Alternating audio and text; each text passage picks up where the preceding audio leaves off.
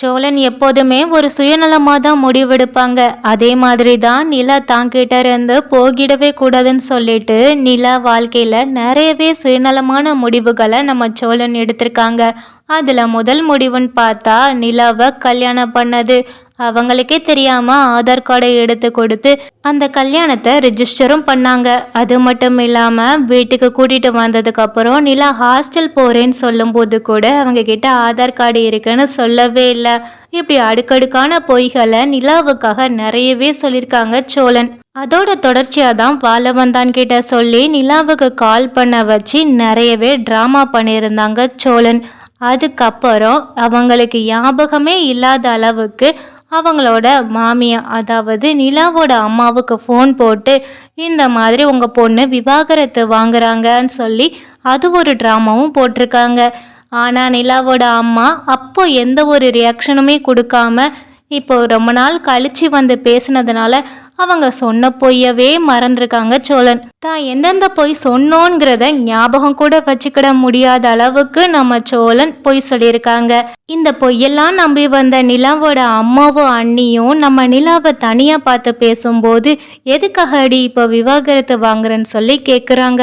அதுக்கு நிலாவுமே எந்த பதிலுமே சொல்லலை. ஏன்னா இதெல்லாமே இவங்களுக்கு எப்படி தெரிஞ்சதுங்கிற ஒரு அதிர்ச்சியில் தான் இருக்கிறாங்க நிலா.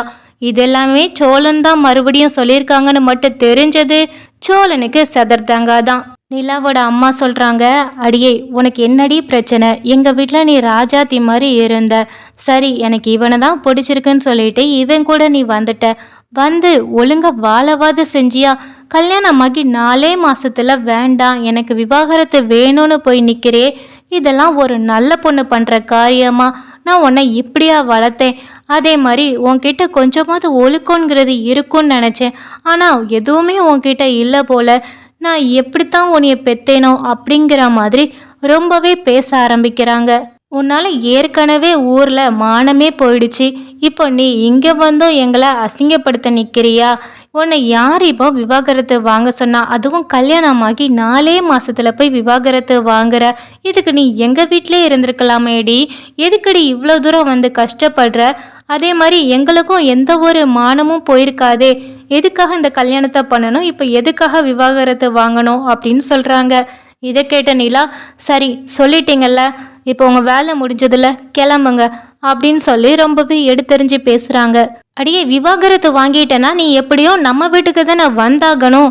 அப்போ நாங்கள் எப்படியும் உங்ககிட்ட பேச தானே செய்வோம். அதனால தான் உனக்காக ஒரு அக்கறைக்கு வந்து சொன்னா நீ என்னடான்னா என்னையும் எடுத்தெறிஞ்சு பேசுகிறேன்னு சொல்கிறாங்க.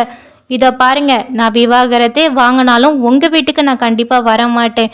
எனக்கு அந்த வீடே இல்லைங்கிற முடிவில் தான் நான் இருக்கிறேன் அப்படின்னு நிலா சொல்கிறாங்க. இதுக்கு மேலே நிலாவோட அம்மாவால் பேச முடியலை. இதுக்கு மேலே உன்கிட்ட பேசி பிரயோஜனமே கிடையாது. நீ என்னமும் பண்ணி எக்கேடும் கெட்டுப்போ, எனக்கு பிரச்சனை இல்லை அப்படின்னு சொல்லி கிளம்பி போகிறாங்க.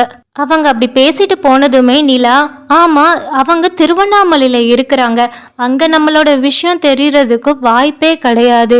நம்மளோட விஷயத்த நாம் 2 பேரும் வாயை திறந்து சொன்னால் மட்டும்தான் உண்டு. அவங்களுக்கு எப்படி தெரிஞ்சிருக்கும் அப்படின்னு சொல்கிறாங்க. இப்போவுமே சோழன் மனசுக்குள்ளே நினைக்கிறாங்க, ஐயையோ இவ யோசிக்க ஆரம்பிச்சிட்டாலே. யோசிச்சு போய் போலீஸை போய் பார்த்த மாதிரி வக்கீலை எதுவும் போய் பார்த்தானா என்னோட புட்டு ஃபுல்லாகவே வெளியில் பட்டுருமே. ஏதாவது சொல்லி சமாளிச்சிரு சோழா அப்படின்னு சொல்லிட்டு, இல்லைங்க அந்த ஆதார் கார்டில் உங்களோட அட்ரஸ் தானே இருந்தது நம்ம கோர்ட்டில் கொடுத்தது, அதில் எதுவும் ஃபைல் ஏதாவது போயிருக்குமா இருக்கும்.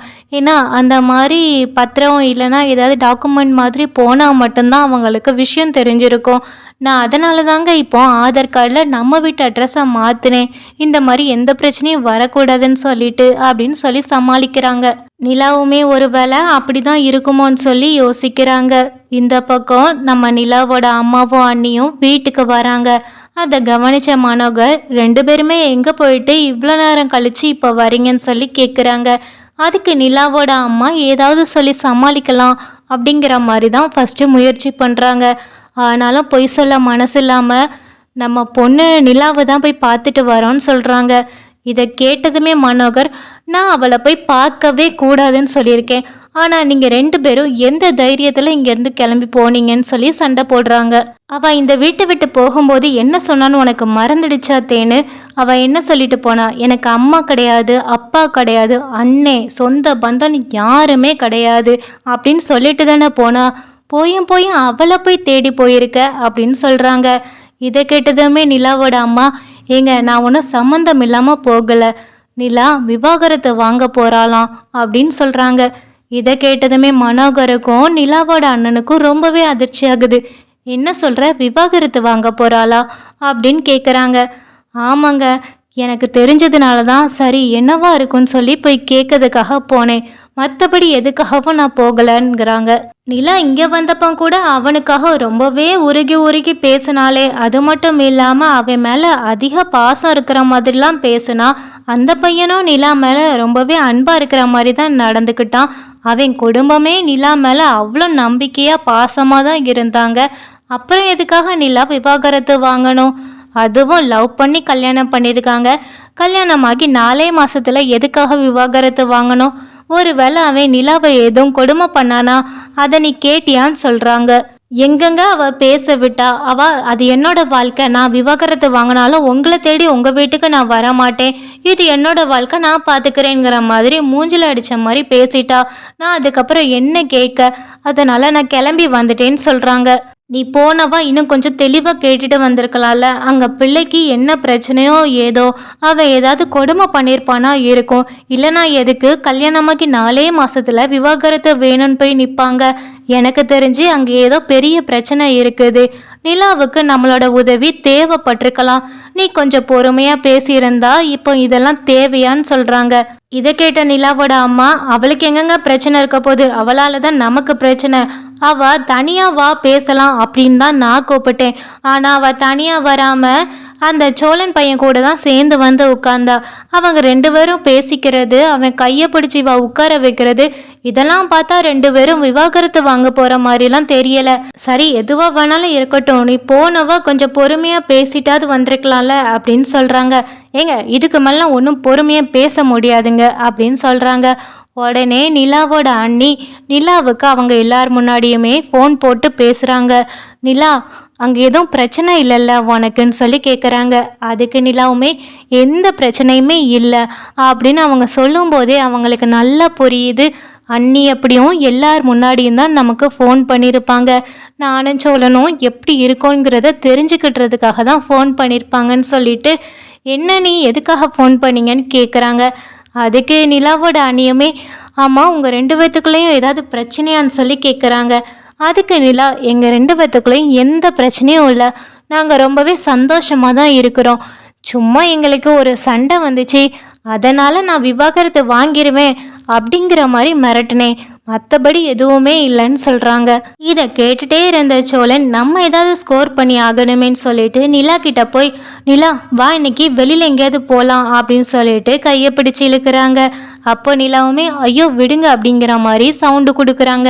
இதை கேட்ட மனோகர், நிலாவோட அம்மா, நிலாவோட அண்ணி, அன்னை எல்லாருக்குமே அதிர்ச்சி ஆகுது. இவளாவது எங்கே டிவோர்ஸ் பண்ணுறதாவது, இவ கண்டிப்பாக வரமாட்டா அப்படிங்கிற ஒரு முடிவுக்கே வந்துடுறாங்க. இங்கே நிலாவுமே சோழனை ஒரு காதலோட பார்க்குறாங்க, தன்னோட நிலமை புரிஞ்சு தனக்காக ஹெல்ப் பண்ணியிருக்காங்கன்னு சொல்லிட்டு. ஆனால் இந்த பிரச்சனைக்கு எல்லாத்துக்குமே நம்ம சோழன் தான் ஒரு ஆரம்ப புள்ளிங்கிறது நம்ம நிலாவுக்கு தெரிஞ்சா சோழனோட கதி அதோ கதி தான்.